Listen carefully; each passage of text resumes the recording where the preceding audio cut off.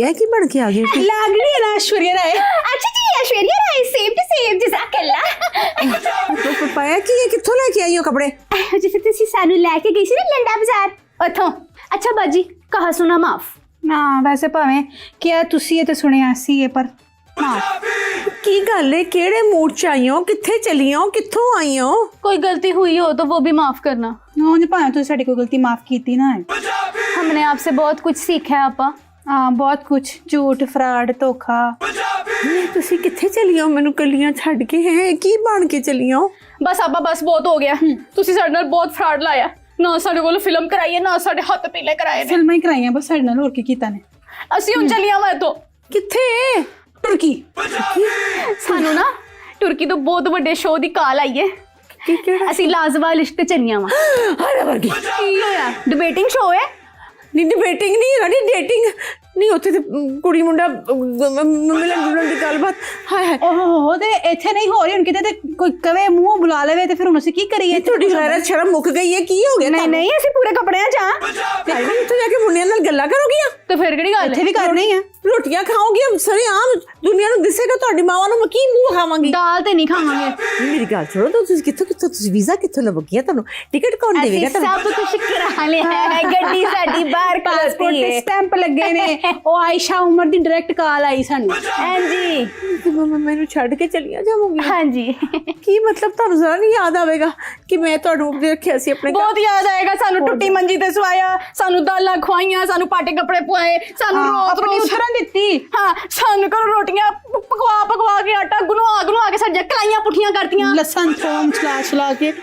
ਦੇਖੋ ਮੇਰੀ ਗੱਲ ਸੁਣੋ, ਸਵਾਦ ਆ ਗਿਆ ਤੇ। ਤੁਹਾਨੂੰ ਮੈਂ ਦੱਸਾਂ ਤੁਸੀਂ ਸ਼ਰੀਫ ਕੁੜੀਆਂ ਹੋ। ਹੈ ਤੁਹਾਡਾ ਘਰ ਬਾਰ ਮੈਂ ਜਾਣਨੀ ਆ, ਤੁਹਾਡੀ ਮਾਵਾਂ ਨੂੰ ਜਾਣਨੀ, ਰਿਸ਼ਤੇਦਾਰਾਂ ਨੂੰ ਜਾਣਨੀ ਹੈ। ਇਹ ਨਾ ਕਰਨਾ, ਮੈਨੂੰ ਬੜੀਆਂ ਜੁੱਤੀਆਂ ਪੈਣੀਆਂ ਨੇ। ਬਾਜੀ ਅਸੀਂ ਉੱਥੇ ਜਾ ਕੇ ਵੀ ਸ਼ਰੀਫ ਰਵਾਂਗੀਆਂ। ਕੁਛ ਨਹੀਂ ਕਰਾਂਗੇ। ਉਹਨਾਂ ਨੇ ਕਿਹਾ ਸਾਨੂੰ ਕਿ ਸਾਡੇ ਰੂਲਸ ਦੇ ਵਿੱਚ ਕੋਈ ਗਲਤ ਕੰਮ ਨਹੀਂ ਹੋ ਸਕਦਾ। ਹੈ ਨਹੀਂ ਮੁੰਡਿਆਂ ਨਾਲ ਗੱਲਾਂ ਤੇ ਕਰੋਗੀਆਂ ਨਾ? ਤੂੰ ਤੁਸੀਂ ਇੱਥੇ ਵੀ ਕਰਨੇ ਆ ਨਾ। ਤੇ ਲੁੱਕ ਕੇ ਕਰਦੀ ਹੋ ਨਾ, ਸਾਹਮਣੇ ਕਰੋਗੀ ਮੇਰੀ ਬਿਸਤੀ। ਤੇ ਇਹ ਕੱਪੜੇ ਪਾਓਗੀ? ਹਾਏ ਮੇਰੇ ਰੱਬਾ, ਇਹਦੇ ਚ ਕੀ ਹੈ? ਚੁੰਨੀਆਂ ਤੁਹਾਡੀਆਂ ਕਿੱਥੇ ਨੇ? ਕਿਹੜੀ ਚੁੰਨੀਆਂ? ਜਿਹੜੀ ਸਿਰ ਤੇ ਲੈਂਦੀਆਂ ਸੀ। ਉਹ ਮੈਂ ਲਪੇਟ ਕੇ ਬਾਹਾਂ ਚ ਪਾ ਲਈ, ਸਲੀਵਲੈਸ ਸੀ ਨਾ। ਨਹੀਂ ਬਰਾਦਰੀ ਵਾਲੇ ਕੀ ਕਹਿਣਗੇ ਮੈਨੂੰ? ਮੈਂ ਕਿਹਨੂੰ ਮੂੰਹ ਵਿਖਾਵਾਂਗੀ? ਓ ਮਾਈ ਗॉड। ਬਰਾਦਰੀ ਕਿਹੜੀ ਬਰਾਦਰੀ? ਉੱਥੇ ਉੱਥੇ ਕੋਈ ਬਰਾਦਰੀ ਨਹੀਂ ਹੁੰਦੀ। ਅਸਾਂ ਨਵੀਂ ਬਣਾ ਲੈਣੀ ਹੈ ਜਾ ਉੱਥੇ ਕੇ। ਜਾਂਦੀ ਆਪਾਂ ਜਾ ਕੇ ਇੰਜ ਸ਼ੇਖ ਹੋ ਜਾਣਾ। ਅੱਛਾ ਮੇਰੀ ਗੱਲ ਸੁਣੋ ਨਾ, ਮੇਰੀ ਧੀ ਦੇਖੋ ਨਾ, ਤੁਸੀਂ ਤਾਂ ਭੋਲੀਆਂ ਇੰਨੀਆਂ ਮਾਸੂਮਾਂ, ਮੱਝਾਂ ਨੂੰ ਕੁਝ ਪਤਾ ਹੀ ਨਹੀਂ ਹੈਗਾ, ਗੋਹੇ ਵਾਂਗਰ ਰਹਿੰਦੀਆਂ ਤੁਸੀਂ। ਕੀ ਮਤਲਬ ਮੱਝਾਂ ਤੇ ਆਹ ਚੱਲ ਨਹੀਂ ਮਾਰਕੀਟ ਇੰਤਜ਼ਾਰ ਕਰੀ। ਮਾਸੂਮ ਮੱਝਾਂ ਵੀ ਤਾਂ ਮਾਸੂਮ ਹੁੰਦੀਆਂ, ਮੂੰਹ ਲਮਕੇ ਹੁੰਦੇ ਰਹਿੰਦਾ। ਤੇ ਮੇਰੀ ਗੱਲ ਸੁਣੋ, ਮੈਂ ਤੁਹਾਨੂੰ ਆਪ ਲੈ ਕੇ ਜਾਵਾਂਗੀ ਦੁਬਈ। ਤੁਹਾਨੂੰ ਪਤਾ ਵੀ ਹੈ ਕਿ ਉੱਥੇ ਹੋਣਾ ਕੀ ਹੈ? ਕੀ? ਉੱਥੇ ਉਹਨਾਂ ਨੇ ਇਹ ਕੱਪੜੇ ਥੋੜੀ ਪਵਾਣੇ ਨੇ, ਉਹਨਾਂ ਨੇ ਤੁਹਾਨੂੰ ਪਾਣੇ ਨੇ ਬੈਕ ਲੈਸ ਕੱਪੜੇ, ਜਿੱਥੇ ਗਲਾਕੇ ਨਹੀਂ ਹੁੰਦਾ, ਲੱਕਾਂ ਹੁੰਦੇ ਹੀ ਨਹੀਂ। ਤੇ ਕਦੀ ਲੱਤ ਨਜ਼ਰ ਆਏਗੀ, ਕਦੀ ਗੋਡਾ ਦਿਸੇਗਾ, ਕਦੀ ਉਹ ਕਹਿਣਗੇ ਐਡੀ ਨਿੱਕਰ ਪਾ ਲਓ ਤੇ ਛਾਲਾ ਮਾਰੋ ਸਵੀਮਿੰਗ ਪੂਲ ਦੇ ਅੰਦਰ ਮੁੰਡਿਆਂ ਦੇ ਨਾਲ। ਇੱਥੇ ਵੀ ਟਿਊਬਵੈਲ ਚ ਮਾਰਨੇ ਆ।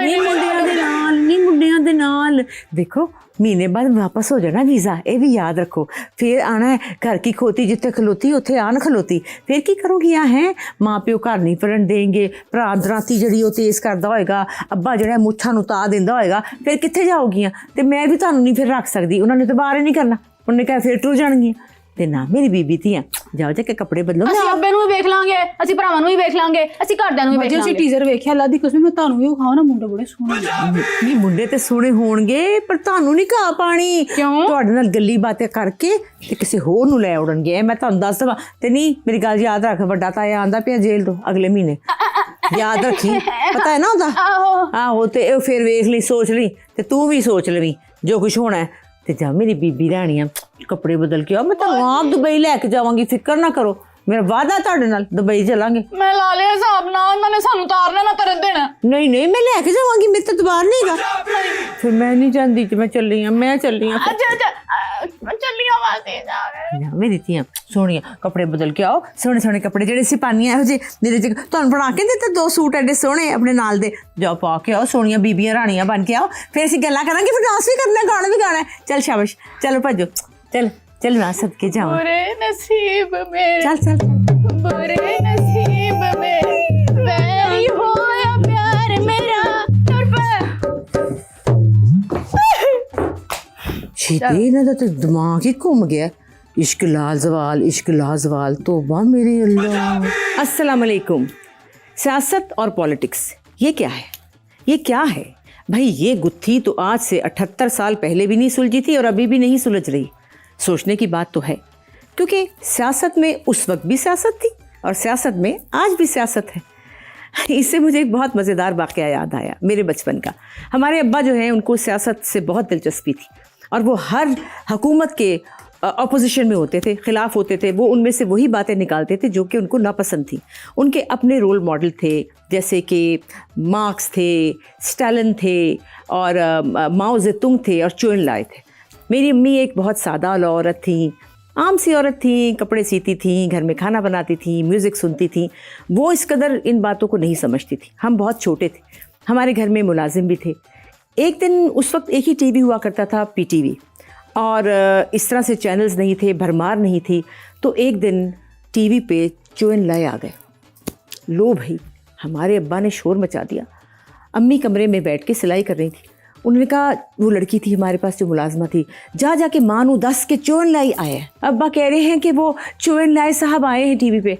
तो आगे से उन्होंने कहा, अच्छा जाके 10। मैंने कहा, अम्मी वो अब्बा कह रहे हैं कि चो एन लाई आए हैं। तो अम्मी अपनी मशीन चला रही थी, साथ गाने लगे थे। अम्मी ने कहा, खसमा नुखाए। वो लड़की ने जाके वैसे बता दिया कि अम्मी कह रहे हैं खसमा नुखाए।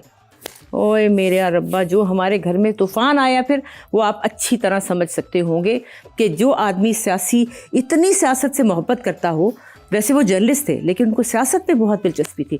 बस फिर कोई दरवाज़ा, कोई बेड के नीचे छुप रहा है, कोई कहीं छुप रहा है कि भाई ये बात टल जाए किसी तरह। और हमारे घर में एक क़यामत आ गई थी, तो हमें इजाज़त नहीं थी कि हम उनकी पसंद के किसी भी हीरो को कुछ कह सकें। लेकिन आज तो हालात कुछ और है, और आज मेरे घर पे जो मेहमान आए हैं वो भी सियासतदान हैं, और मेरी पूरी कोशिश होगी कि उनसे गैर सियासी गुफ्तगू की जाए ताकि वो कोई सियासी बयान ना दे सके, यानी झूठ ना बोल सके। तो कोशिश करते हैं, बुलाती हूँ मैं अपने घर पे, अपने वेड़े पे, अपने भाइयों जैसे सियासतदान को। राना अरशद, तालियां। तशरीफ़ रखिए। मुझे सियासत से कोई इतनी दिलचस्पी है नहीं, हालांकि हमारे घर में बहुत ज़्यादा सियासत थी, शायद इसीलिए इसका उलट हो गया असर कि हम लोग एंटरटेन में चले गए। लेकिन मुझे पता है भुट्टो साहब का, मुझे पता है नवाज़ शरीफ साहब का, मुझे पता है मरीम नवाज़ का, और वो ज़हूर इलाही फैमिली का पता है। काफ़ी सारे नोन फेसेस हैं, लेकिन चूँकि अब बहुत ज़्यादा भरमार हो गई है, इसलिए बंदा किस किस को देखे। और मेरे साथ मेरी बड़ी प्यारी 2 बच्चियाँ होती हैं जिनका नाम है छनको ते मन को। वैसे आपको पता है कि हमारा पंजाबी शो है? जी मुझे पता है, अल्हम्दुलिल्लाह आपका बहुत अच्छा प्रोग्राम है। और आपको पंजाबी आती? जी मैं बोलता हूँ पंजाबी। Very good. तो मैं अपनी लड़कियों ने मुझे आज बहुत परेशान किया। उन्होंने अजीब ही फरमाइश शुरू कर दी, मैं आपको क्या ही बताऊं। वो आएंगी तो मैं आपको बताऊंगी कि उन्होंने क्या तमाशा की, फिर आपने मेरा साथ देना है, उनका बिल्कुल नहीं देना। चलो जी आ जाओ, हूं ना कपड़े बदल लेने। जावे कच्चिया कड़िया तेरा की मैं करा इतबार, जावे कच्चिया कड़िया तेरा की मैं करा इतबार। तू हथ किसे दा की फड़ना, तू हथ किसे दा की फड़ना, तू 2 छला दे मार, जावे कच्चिया कड़िया तेरा की चलो बस हो गई गल। कुछ